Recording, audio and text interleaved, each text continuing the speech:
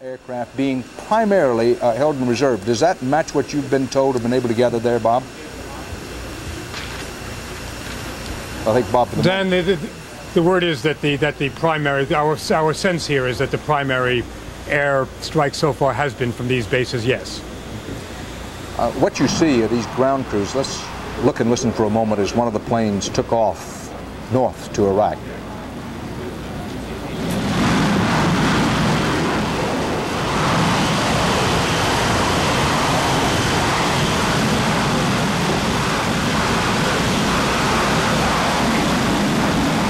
Riding the fire, sitting atop that jet, a young American. In this case, as you can see, this is one of the ones, as this plane taxis out, that has two in the cockpit. Wave after wave of these aircraft, primarily land-based, took off beginning at about 4:50 Eastern Standard Time in the United States, late yesterday afternoon. That was in the just about midnight in Iraq and Kuwait.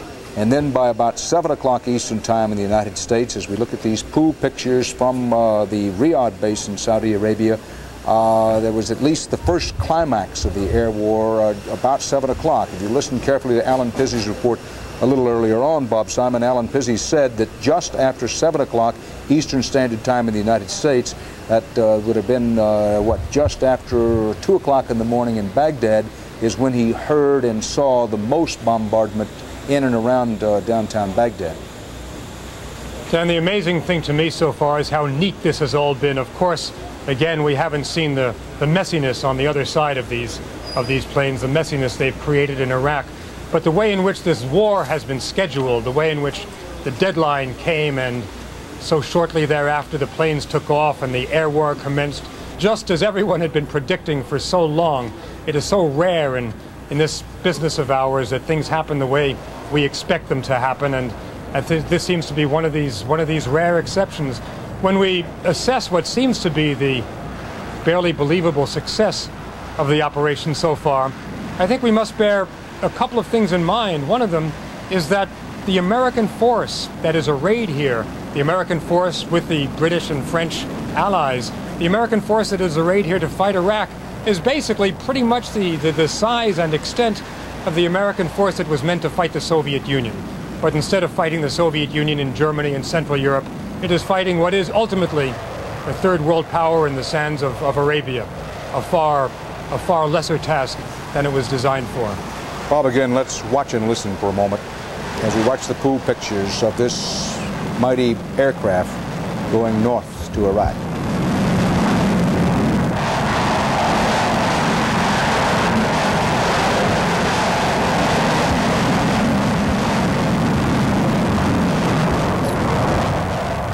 Bob, it's a sight you and I have seen many times around Dhahran and Riyadh, and one which, speaking for myself, I know you agree, one you never ceases a certain fascination,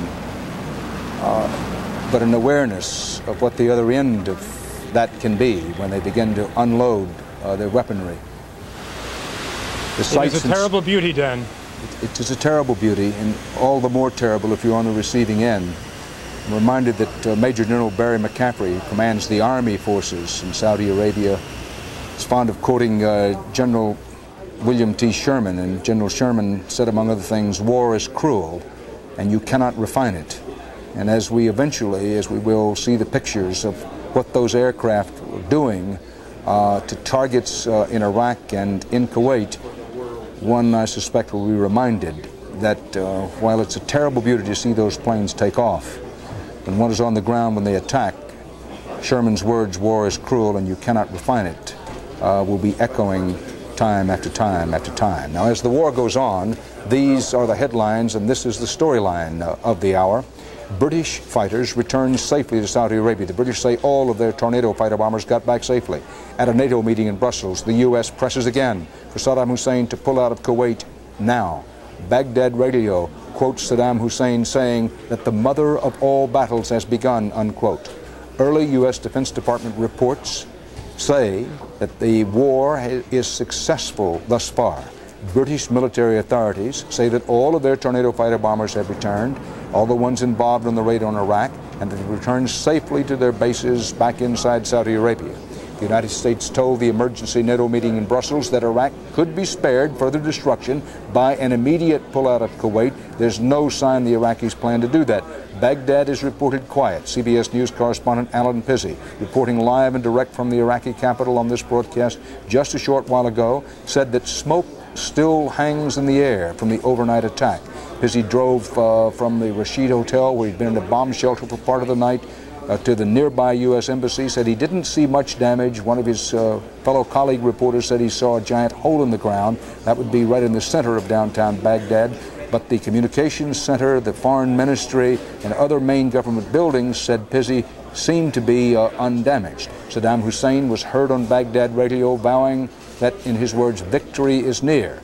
But the United States Defense Department tells a diametrically opposed other story. No U.S. losses reported so far.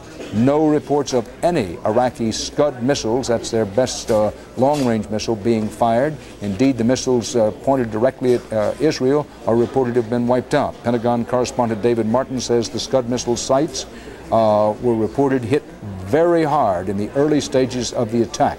It's believed they were hit not only by manned aircraft of the sort you saw in the pool pictures from Riyadh, but also from American Tomahawk missiles. Those are cruise-style missiles fired from, among other places, U.S. naval warships. The Tomahawk is a long-range missile.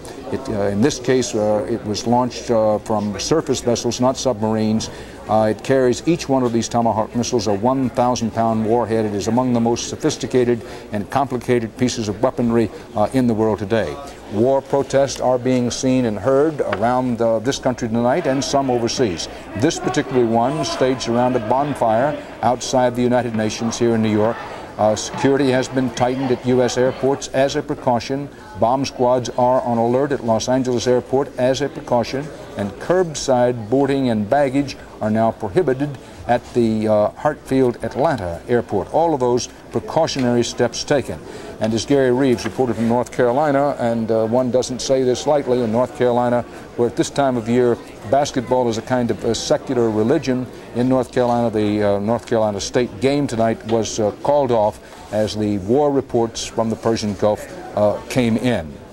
CBS News White House correspondent Leslie Stahl reported some time ago that at the White House they were making an effort to carefully make it clear that while President Bush was calling some members of the alliance, he had not called them in advance about the attack.